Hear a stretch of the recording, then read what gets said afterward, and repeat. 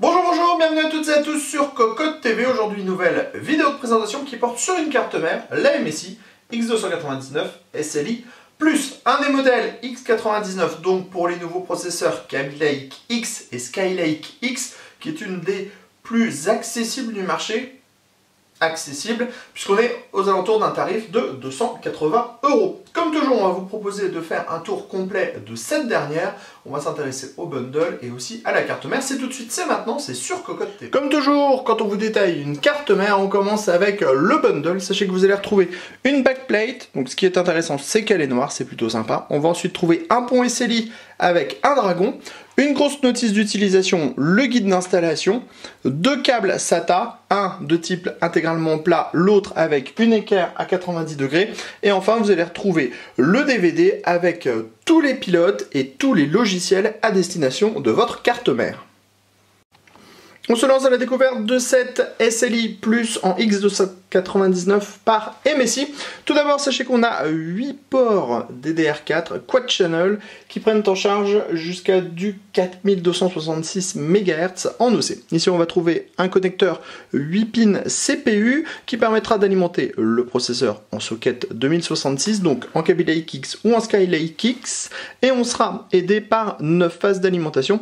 On a ici le dissipateur. On remarque d'ailleurs que les dissipateurs sont plutôt classiques, c'est plutôt sympa puisque c'est assez sobre, et on va également avoir des caches au-dessus des ports de la carte mère qui sont placés à l'arrière, mais aussi au-dessus de la partie audio qui est en Audio Boost 4 avec une puce Realtek, donc et gestion du 7 points. On continue avec le petit afficheur qui vous permettra de connaître tous les codes de la carte mère, un connecteur ATX 24 broches, un USB 3 points, ici on a un USB type C, de nouveau un USB 3 points, ici on a 6 connecteurs SATA 3, ici un connecteur U2, de nouveau 2 connecteurs SATA 3.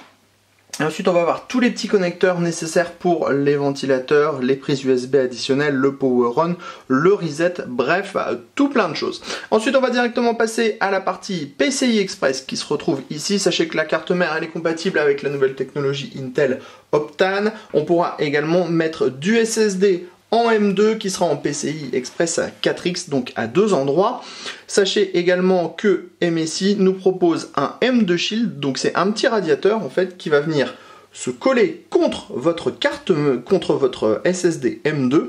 On a un pad thermique en dessous et ça vous permettra en fait d'avoir moins de chaleur au niveau du SSD, donc d'éviter par exemple le throttle. Au niveau des ports PCI Express, MSI nous en propose 1, 2, 3, 4 au total.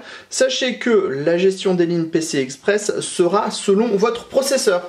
Si on est sur du Core i9 haut de gamme, on aura 44 lignes au total, mais on pourra en avoir 28 avec un milieu de gamme. Et si on reste sur du Kaby Lake X, on sera sur 16 lignes CPU au maximum. Ça veut dire qu'on a différentes configurations. On pourra être câblé en 16 16 8X ou en 16 8 4X ou encore en 8 8 0X ou 8 4X. 4X, c'est un peu compliqué, mais tout cela dépend de votre processeur.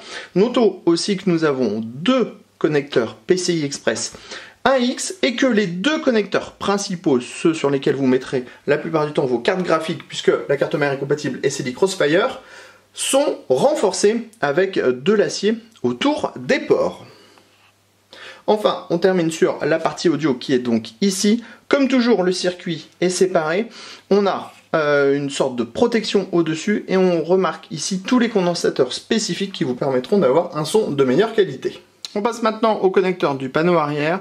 On va avoir ici les connecteurs pour gérer le BIOS, donc pour faire le reset BIOS et remettre le BIOS à 0. Un PS2, 2 USB 2.0, 2 USB 2.0, 5 USB 3.1. 2 Ethernet 1000 en base Intel, ici on a un USB 3.1 type C, et enfin on a le son en 7.1 avec la sortie optique. On termine comme toujours notre présentation avec les gros plans. Au centre on a le socket 2066 qui est entouré par 8 ports DDR4 en 4266 MHz maximum, et on a le dissipateur avec les 9 phases d'alimentation. Si l'on continue un peu plus bas, on va arriver sur la partie PCI Express avec 4 ports CESX à la base. Sachez que Le branchement des lignes PCI Express dépendra de votre processeur. Donc au maximum 44 lignes, au minimum 16 lignes. À droite, on a le dissipateur qui est au-dessus du chipset, juste à côté de toute la partie SATA avec les connecteurs SATA 3, le U2. Et on remarque aussi les connecteurs M2, dont le M2 Shield, le dissipateur qui permettra de refroidir votre SSD.